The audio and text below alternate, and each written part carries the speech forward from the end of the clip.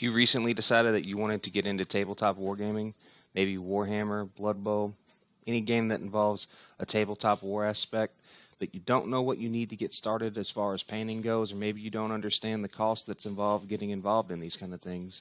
Well, in this video, I'm going to cover that, and hopefully we can cover everything you need to know to get into this and get the ball rolling.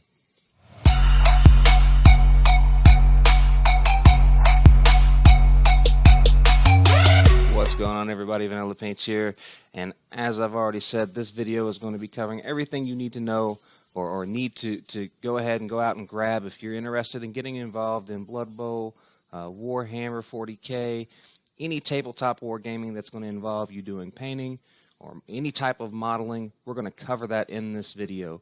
So I'm going to go ahead, get things set up, and we're going to jump over to the table so I can show you guys everything you're going to need to get started. Alright guys, so what I have in front of you is a kind of a wide variety. This is kind of the spectrum that you're going to want to cover over the course of time. Now, you don't need all of this to get started. I'm just going to kind of show you what I use on a regular basis, and in hopes that this will kind of enlighten you on what you're going to need to get going. So this brush right here, this is a brush that I use solely for mixing paint into my wet palette. I use this basically just to have a measurement tool of some kind. I use this anytime that I'm going to be mixing paint or I'm going to be thinning it down. That way I have some kind of idea of the ratios.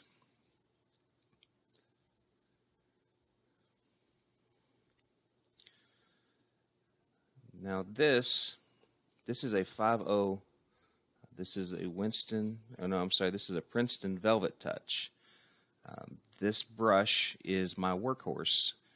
Now, a lot of the general fault for painting miniatures when people are new to this is they think they need the smallest brush they can possibly find. And that is not true.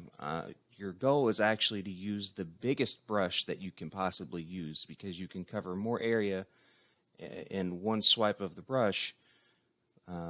Now, you will need finer detail brushes, which I'm going to be covering in a second, but generally I try to stick around the 5.0 size. This is a spotter, and again, like I said, this is the workhorse. This is what pretty much does everything on that model, to the exception of the really fine, small details and dry brushing.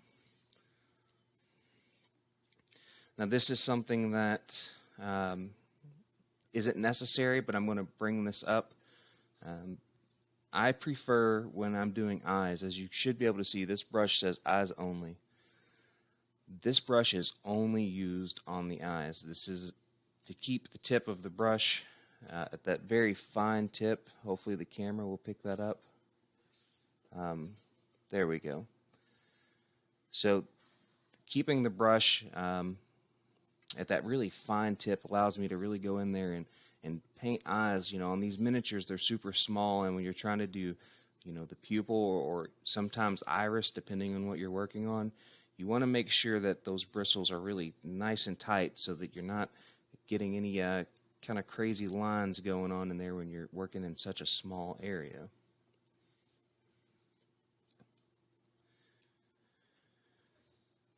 Now, this is a number 2 Princeton Select Fix-It. This is another brush that is a workhorse for me. I use this brush for all kinds of different modeling or painting scenarios, whether it be edge highlighting, dry brushing, blending, you name it, this brush can do it. You're going to find one thing that kind of runs consistent throughout this video. A lot of the brushes that I'm going to be showing you or recommending are all going to be Princeton. Now, this doesn't mean that other brushes aren't as good. This is just what I recommend. I've been using Princeton brushes for about 2 years now. I really enjoy them. They do an excellent job of putting paint down. Another series of brushes that are very good for painting miniatures, I would recommend Winsor & Newton. I've used a lot of their brushes, and I actually have one I'll bring into frame real quick. This brush is retired. It still sets in the arsenal. You never know when it might come in handy, but this is the Winsor & Newton University series. This is a synthetic line. I really enjoyed using this brush. I've done a lot of models with it. It's, you know, it came down to cost versus efficiency, and I feel that I get more bang for my buck out of Princeton series brushes than any other brush currently.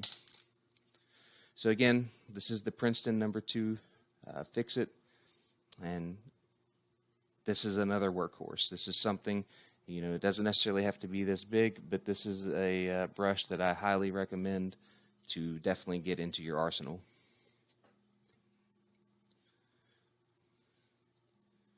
Now, this brush right here, this is actually an Artist Loft brush. I do tend to use some Artist Loft brushes for different jobs. It varies time to time, but this brush is another one of those optional brushes. This is not something you're going to need right when you start off, but this is something that can help kind of project you to the next level, and I'm going to explain why. A lot of times when you start a mini, you will get the mini going, and then, you know, a couple hours into it, you might decide, oh, you know, I'm done for the day, or I want to take a break. And when you set that model down, dust is constantly in the air around us. And when that model sets, and either for the night or for the couple hours that you take your break, maybe go eat some lunch, and you come back, you don't want to be painting on top of dust particles because it gets trapped under the paint and it can leave lumps and clumps. So this brush I use anytime that I pick up a model right off the start. I take this brush and I use this basically as a duster. I go over the model and I dust the brush, or I dust the model with this brush to kind of clean it up, get things ready to go. And again, this is solely this is an optional thing, so don't feel like you've got to have this particular brush when you get started. But this is something that I would recommend getting into your arsenal. This is a quarter Deerfoot, and it's very firm, so it can get in there and get dust out of virtually any of the recesses.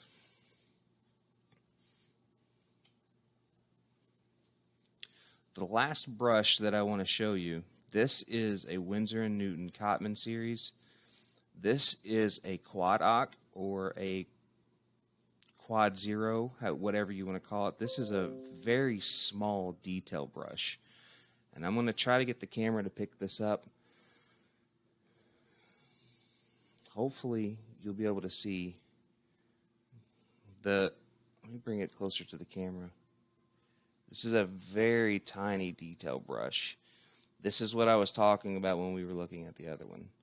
Again, the common thought for people who start getting into miniature painting is they think they need a brush like this, you know, for the entirety of the model. That is not true. These brushes like this, you're only using these on those little tiny details. You know, maybe the model has a little necklace or maybe an earring, stuff like that. That's what you need this for.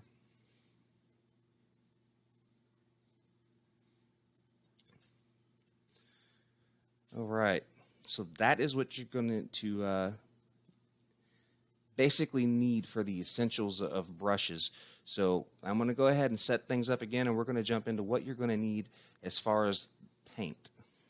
All right, so I didn't pull all the paint that I have out for this. I have a lot of paint, and I don't even think the camera could possibly pick up everything that I have. So what I've done is I've just selected a couple pods or tubes to just kind of show you brands, and we'll discuss them a little bit here. So this right here, this is Vallejo thinning medium. This is something that you need to go ahead and make friends with, especially if you're new to this hobby. One thing that a lot of new people struggle with is they forget to thin their paints. And it's important when you're painting your minis that you are thinning your paints, because the goal is for your mini to look like it was purchased that way, not to look like you've painted it. And these paints, when you get them, they're very thick, and thinning them down is also going to save you money. When you think about dipping the brush into the pod, you're going to get that one pass, where if you were to take that brush that you just dipped into the pod and put that onto a palette of some kind and then thin it down, it's going to produce more paint. And it's also going to cause the paint to go on smoother. And a big thing that you need to accept is this is not a fast hobby. You're not going to sit down and just finish a model, in 30 minutes. A lot of the miniature painting, a mini can take anywhere from 2 or 3 days to 2 or 3 weeks, depending on the size and how many layers you're doing and how you're working up your colors. So remember to always thin your paints.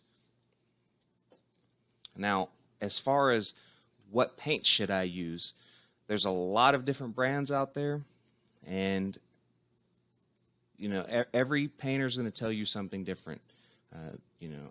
I personally I enjoy using Vallejo Model Color, and I also enjoy using Games Workshop's line, Citadel paints. But that's something that you're going to have to decide on your own, and that's something that you'll develop over time as well. You may start off with a Citadel paint, and then one day be like, oh, I'm going to try this Vallejo Model Color out. And you may find that you prefer painting with the Vallejo Model Color because of the way that it applies itself to the model, or because of the amount of brush stroke that's left behind in the paint. That varies from painter to painter. What I have in front of you are the two lines that I generally use all the time. Now, the good thing about both of these is that they are designed for miniature painting, so they go on and they dry quick. Now, I will say that Vallejo, their colors, whether it's the model color or the gaming color, their line of paints is incredibly pigmented. And, a couple drops of this paint goes a very long ways. So keep that in mind when you're buying paint. And they're also reasonably priced. This was purchased at Hobby Lobby, and this was only $2.99, and that's generally across the board for any of their paint in this particular series of Model Color. Now, when you get into metallics, that's something else. That's a whole different field. Metallics vary a lot. I have a metallic gold setting in front of you. This is Vallejo Model Color. I really enjoy using this gold, but this gold's very hard to work with. It's a very thin paint, and it takes time to build this color up. Where if we were to go into something like a Games Workshop gold, which let me see if I can find one for you real quick.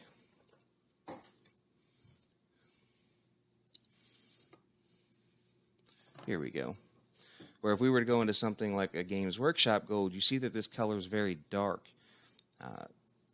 Now, again, it's harder to apply the Vallejo simply because we're working with a very light gold color, but also this gold is very high in metallic content, and while this gold is incredibly shiny, it doesn't have the vibrance that the Citadel metallics carry. And again, I enjoy using Vallejo paints. It's one of my favorite paints. But if you're going to paint metallics, I recommend going with Citadel. Their metallics are amazing. They do a really great job of going on the model, and the finished product, I just don't believe anything can compete with that. Now also, you have a whole bunch of different lines that Citadel offers you, whether it's edge painting, technical paint, textured paint, dry brushing paint. For instance, this is a compound for dry brushing. This is called Tyrant Skull. And let's see if the camera, hopefully you can see into that pod. You see that it's very dried out. Again, that's because this is meant for dry brushing, which is a technique which I'll be covering in a later video and explaining how all of that goes. So that's pretty much the general idea of what you're going to need as far as paint goes. Just remember again, the paint that you use is solely up to you. Just make sure that you pick a line and you give it a chance before you start switching it up. Different paints require different techniques as far as mixing, blending, thinning. So you want to make sure that you have an understanding of how to use your paint before you start switching it up. All right, so I will be right back, and we're going to cover the tools that you're going to need. All right, so I have in front of you pretty much the essential toolkit for any miniature painter. This stuff is stuff that you are going to go to every single day on a daily basis, probably 10 to 20 times per model. So first of all, these are your snips, and you're going to need these to pop any of your models out of the sprue. So make sure that you make an investment. Now, I'm not saying that go on Games Workshop's website and immediately go buy the first pair that you see. Games Workshop snips are very pricey. They are good. I do own a pair. But any snips can get the job done. Just make sure that you're using something with a fine tip. And a little bit of insight if you're new to this. It's important that when you use this tool, you see that this side is flat. You want to make sure when you're snipping your model out of the sprue that this flat side is the side that you're putting against the piece of the model. That way you get a nice clean cut and you don't have to worry about snipping off a piece of the chest or a piece of the arm. That will prevent that. Next is your X-Acto knife, and you're going to need this more than you possibly could believe. X-Acto knife comes in handy whether it's putting on transfers, cleaning up pieces of sprue that get left behind once you snip the model out. It could be something as simple as maybe you started painting the model and you notice that there's a bit of sprue that's left on the elbow. Rather than go in there with the snips, you take your X-Acto knife, clean it up. It's very important after you snip your models out of the sprue that you take this X-Acto knife and you go around that model and clean it up. Some people don't, and it's okay if you got a close cut. Personally, I prefer to do this step. It makes the model look cleaner in its final stage, and you don't end up with little odds of plastic on your model that make no sense, like a shoulder pad that has just this random lump on it. So make friends with your X-Acto knife. It can literally be your best friend and a deciding factor on how good that model ends up in its finished stage. This is called green stuff. This is something that you can buy on Games Workshop's website. Generally, I believe a pack of this costs like $20 US. This is also another tool that will become your best friend. If you go to my Instagram, you will see pictures of a Helldrake that I painted. It was all pink and black. And over the course of working on that model, I probably broke 10 to 15 of the spikes. I knocked off probably 4 or 5 teeth. You name it, I broke it. And this allows you to go in and resculpt those pieces, line them up. The ratio matters when you mix this, the green to blue. I can't cover that in this video. I don't actually have the sheet in front of me, but depending on how much blue and green you mix, when you mix it determines how fast it dries. Regardless, I recommend that this sets for 24 hours before you work with it so that it gets a nice solid bond. Once you've molded your piece and you've attached it to your model, you're going to need to go in there with a file, clean it up, make sure you get it nice and smooth, and you're ready to go. This stuff will make or break you when you're doing any kind of modeling, because it sucks when you're working on a model and maybe you've got it halfway done and you accidentally break off a piece and you don't have any of this molding material. So definitely make the investment. I highly recommend this for anybody who's doing any kind of modeling. Now, I don't have any files currently in front of me, but we're going to talk about that briefly. You can pick up files at any of your local hardware stores or even your hobby stores. And it's important that when you pick up your file set, make sure you have a wide range. You're going to need flats, you're going to need rounds, and that, again, that's to make sure that for any surface that you may have to mold or clean up, you can go in there and get the job done without damaging any of the surrounding pieces of the model. So we have some tweezers. This is kind of self-explanatory, but a lot of miniatures have very, very tiny pieces, and sometimes it's very hard to hold on to those pieces. So that's where the tweezers come into play. A drill bit. This is something that's not necessary for everybody, but if you're doing things that require magnets being used, you're going to need this to make sure that you have the correct size bit for the magnet to fit. If you're going to do any kind of magnetizing, for a general idea of the magnet size you should be using, I recommend 3/32. They're just the right size for almost any job. Most of your common size models, they can really provide a lot of strength. And for the size, you see the size of the drill bit. This is a 3/32 right here. You're not going to be putting these big massive holes in your models or your bases, whatever you're putting a magnet in. 3/32 is a good size for most of your common magnetized models. You're going to need some scissors. Again, this is something that's self-explanatory, but we're going to cover it. The scissors are generally here for if you're going to be doing felting on your model, which I'll cover in another video, or if maybe you've got some transfers that you need to get out. A lot of times you're going to be using an X-Acto knife, but it's always nice to have a little pair of scissors. These are these little Stork scissors. They're super sharp. Very good tool to have.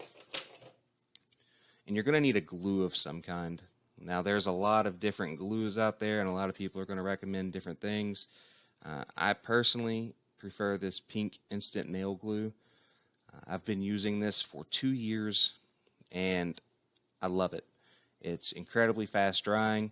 It has a very nice bond. I generally never have to go back and re-glue anything. Now, if you're going to be doing things like stone bases or things like that, you may need a different glue. But as far as the bond between the pieces of the model, this will get the job done. And lastly, this is something that I have in my arsenal, and this isn't a common practice amongst the community, but what I have right here is latex gloves. Now, again, this is not something that necessarily is needed, but I'm going to explain why I use them briefly. When I paint, I like to rotate the model and be able to see any angle that I want to put the brush into, and that requires me not painting the mini already based. And when we use our hands on our models, us as humans, we naturally leave oil behind when we touch anything. And over time, when you paint on top of that oil, it can cause the paint to break down and chip off your model. And the other thing is when you're rotating the model and you've already started painting, if you paint like I do, you're going to leave fingerprints behind on your model, because as you're rotating and you're moving along, you're going to find that you're going to be bumping into spots that are still wet. And those gloves allow me to move that model around freely without having to worry about leaving oils behind or leaving fingerprints behind in paint that may still be wet. So I recommend using gloves when you paint. Again, you don't have to, but that's something to consider. Now, note that as we discussed earlier in this video, I have a brush for dusting model, and when you're using latex gloves, they have a powder. So it's important that when you put those gloves on, you kind of slap your hands together, get the powder off, and make sure any area before you paint it, you dust it. That way you don't leave any of the residue behind from the gloves. All right, so the last thing I want to cover, and I'm not going to cut from this, we're just going to do it right here, it's important that you maintain your brushes the best that you can. You're going to find that paint and paint brushes are 90% of the cost of this hobby. And it's important that you take care of those brushes. So what I have in front of you is a brush cleaner. Again, I've been using this since I started painting. This is the Masters Brush Cleaner and Preserver. This stuff is amazing. You go to your sink or wherever you're cleaning your brush, get it wet, roll it around. You see it's kind of like it looks kind of just like a bar of soap just in a pod. So you roll it around, gently rub the brush between your fingertips, rinse it off, and once you're done, you can kind of roll the brush back around in this and then shape it with your fingertips, put your cap back on, and let it set. And that helps preserve the brush and makes it so that when you come back to that brush later, when you start, you simply rinse the brush off and you're good to go. It's already pre-shaped. And lastly, it's important not to leave water setting in your paintbrush. So this is what I use when I'm rinsing my brush. It has a little, I don't know what we call that, a little grate with holes. That's to help get the brush or the paint off the brush. And then it also has this little hanger right here. And that's so that when you put the brush in this hanger, it can drip down into this reservoir. And you don't have to worry about the paint or the water getting stuck up in the bristles and causing the brush to swell and damaging the base of that brush. Alright guys, so there you have it. That is everything that I use in my arsenal, and I tried to cover everything that I think everybody should have right when they start. Again, some of the brushes or some of the items aren't something you're going to need right when you get into this hobby, but these are all things that putting into your arsenal and developing this kit over time will make your job easier as a painter. You don't want to go out and make this huge investment in something that you don't even know if you're going to stick with it. So make sure that when you're doing this, you're not buying too much for something that you're still deciding on, is this the right thing for me? And make sure that when you're painting, you enjoy what you're doing. Have fun with it. This is a hobby that's used to relax and find enjoyment in something outside of your standard video games or, a walk in the park. This is something that you need to enjoy while you're doing it, because the more that you enjoy it, the better your work's going to turn out. If you found this video helpful, please don't forget to thumbs up. If you want to see more content like this, hit that subscribe button. And if you have any questions, feel free to comment down below. I'll answer any questions. And if it needs a video made to cover it, no problem, we'll cover it. Thanks again, and I'll catch everybody in the next video.